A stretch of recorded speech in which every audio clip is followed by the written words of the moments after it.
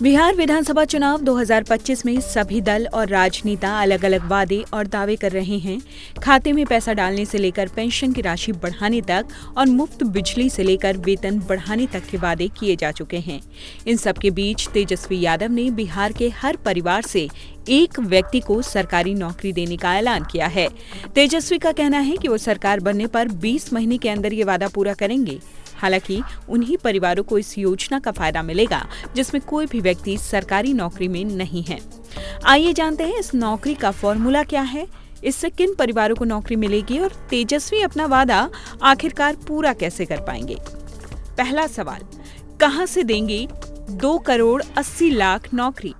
बिहार में हुई जातिगत जनगणना के मुताबिक कुल 2,97,00,000 परिवार हैं। बिहार में सरकारी नौकरी करने वालों की संख्या 18,23,261 है।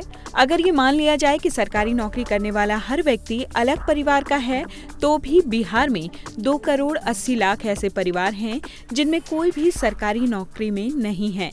ऐसे में तेजस्वी यादव को अपना वादा पूरा करने के लिए कम से कम 2,80,00,000 लोगों को सरकारी नौकरी देनी होगी।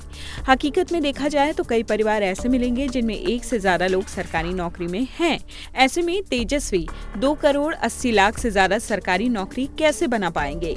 अगर सरकार हर मिनट एक नौकरी भी दे तो भी उस सूची को पूरा करने में लगभग 38 साल से ज्यादा का वक्त लगेगा। ये तो स्पष्ट है कि हमें ये समझने की जरूरत है कि इस वादे का असल में मतलब क्या है। तेजस्वी के लिए इन सवालों के जवाब देना भी जरूरी। तेजस्वी यादव हर उस परिवार के एक व्यक्ति को नौकरी देने की बात कर रहे हैं जिसमें कोई सरकारी नौकरी में नहीं है। ऐसा करने के लिए उन्हें 2,80,00,000 से ज्यादा लोगों को नौकरी देनी होगी।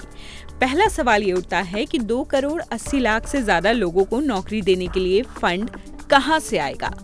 दूसरा बड़ा सवाल, अगर फंड का इंतजाम हो भी जाए तो फिर आरक्षण के नियमों का पालन कैसे होगा? तीसरा सवाल, सरकारी नौकरी संविदा पर होगी या फिर परमानेंट होगी? चौथा सवाल, अगर परमानेंट नौकरी होगी तो एजुकेशन का क्राइटेरिया क्या होगा? पांचवा सवाल, उम्र की समय सीमा क्या होगी? तेजस्वी यादव ने अपने बयान में घर का जिक्र किया है, तो घर से आखिरकार उनका मतलब क्या है? सवाल ये है कि क्या वो जनगणना के मुताबिक प्रति परिवार एक नौकरी की बात कर रहे हैं या फिर हर छोटे परिवार के लिए एक नौकरी की बात कर रहे हैं? और क्या ये सरकारी नौकरियां हैं या फिर सरकार द्वारा दी जाने वाली निजी नौकरियां या राज्य योजनाओं के जरिए रोजगार के अवसर? क्योंकि ये अंतर सब कुछ बदल देता है। अगर ये प्रति परिवार है तो आप 2 करोड़ नौकरियों की बात कर रहे हैं और अगर ये प्रति वयस्क है तो ये आसानी से 5 से 6 करोड़ नौकरियों को पार कर सकता है, जो बिहार की अर्थव्यवस्था और बुनियादी ढांचे को देखते हुए एक बहुत बड़ा काम है। जातिवार नौकरी के आंकड़े क्या हैं? फिलहाल अभी ये समझ लीजिए। बिहार में जनरल कैटेगरी की आबादी है 15% और सरकारी नौकरी में हिस्सेदारी है 3.19%। सरकारी नौकरी में सामान्य वर्ग के लोगों की संख्या है 6,41,281।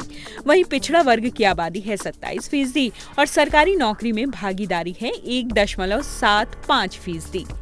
पिछड़ा वर्ग के 6,21,481 लोगों के पास सरकारी नौकरी मौजूद है। अब आते हैं ईबीसी पर। ईबीसी की बिहार की कुल आबादी में 36% की हिस्सेदारी है, लेकिन सरकारी नौकरी में उनकी भागीदारी सिर्फ 0.98% है। अत्यंत पिछड़ा वर्ग के 2,38,932 लोगों के पास ही सरकारी नौकरी है। ठीक इसी तरह एससी की आबादी 20% है और नौकरी में हिस्सेदारी है 1.13%। यानी अनुसूचित जाति के 2,91,004 लोगों के पास सरकारी नौकरी मौजूद है। सब कुछ देखकर तो ऐसा ही लगता है कि तेजस्वी ने हर घर नौकरी का जो वादा किया है वो भावनात्मक तौर से लोगों के दिल को जरूर छुएगा। बिहार का हर परिवार सरकारी नौकरी की सुरक्षा तो चाहता है, लेकिन लोग इसे गंभीरता से लें, इसके लिए आरजेडी को स्पष्ट रूप से परिभाषित करना ही होगा कि एक घर में क्या गिना जाता है, वे कितने घरों की गिनती कर रहे हैं, वे किस तरह की नौकरियों की बात कर रहे हैं।